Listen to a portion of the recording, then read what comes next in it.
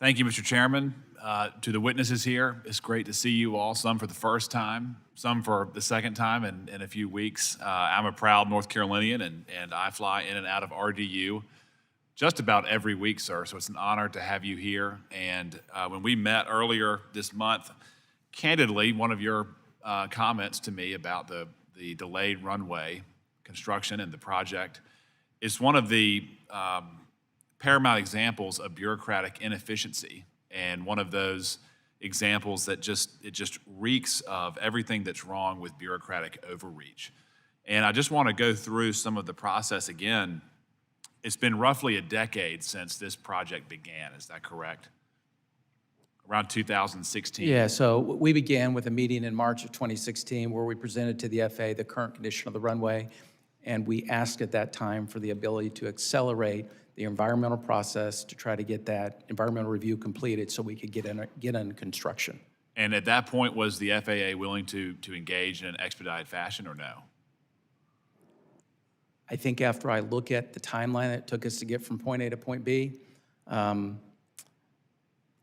think it took us a long time, and I think we're asked to do things that, for example, we were asked to do an analysis of whether it should be an EA or EIS. We spent months putting that document together, paying for money to do that, and then on top of that, FAA simply made a decision, well, we're going to do an EIS.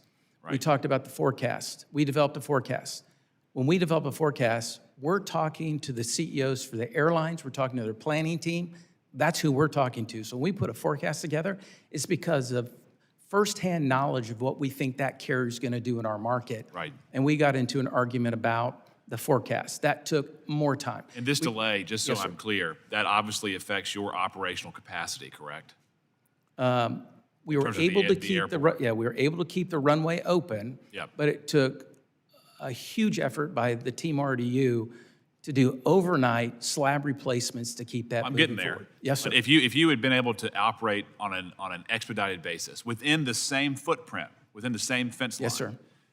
The airport would be operational in terms of a more efficient way, correct? Well, think about this. As we came through and came out of the pandemic, everything went up significantly. Yep. If on 2016 we would have gotten an expedited process, gotten through an EA in 12 months, we would have been in construction. That construction would have probably been done before the pandemic. Right. We would have not seen these significant cost increase. Gone up 2x. Yes, sir, because of lack of contractors, lack of supply disruptions, all those things just made this even more significant from all the while it's forcing you to carve out and replace the existing runway, which is not as safe as the alternative. Is that correct? I would say from a safety standpoint, we're going to make sure that every airplane can get on that ground safely. I understand that, but it's not the optimal solution. Is that correct? That is not the right way to run an airport, I'll tell you that. But it's what we had to do to keep that runway alive, because again, to lose all your trans-Atlantic service, all your West Coast service, that is a huge financial hit to our community and wasn't acceptable. Well, let me ask you this. I'm running out of time. Are you out of the bureaucratic maze that you have found yourself in over the last 9 years? Yeah, I think we have a record of decision. We're under construction, and now we're just putting people to work, putting lots of people to work to build that runway as fast as we possibly can. So I think we've kind of cleared that hurdle. But, if you kind of, hindsight's always 20/20, right? Yep. The advice I would give you is why you establish a deadline of once you issue what they call a notice of intent to begin the environmental process. Yep. There's lots of things the FAA is asking you to do prior to that. There is no schedule for that whatsoever. And one of the things they were trying to determine was, do you do an EA or EIS? We probably spent 2 years on that issue alone. Why don't we, if we simply sent a notice of intent to the FAA and say, this is a project on the ALP that you've already approved the ALP, why don't you go ahead and determine in 30 days it's an EA or EIS? That would have saved years just by doing that. And costs. And cost. And when you think about lost dollars to the community, RDU is an economic engine for the whole state.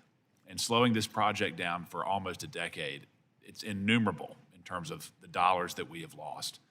Again, when you look at this example, there's very little consistency, obviously. There's very little oversight. I assume you tried to exercise every lever of recourse that you had. There was no consideration for cost. There's no consideration for the delay.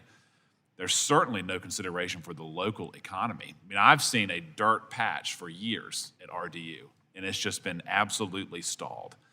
It's a disturbing example, sir, of the federal government largesse that we don't have an answer to yet, or an answer for yet.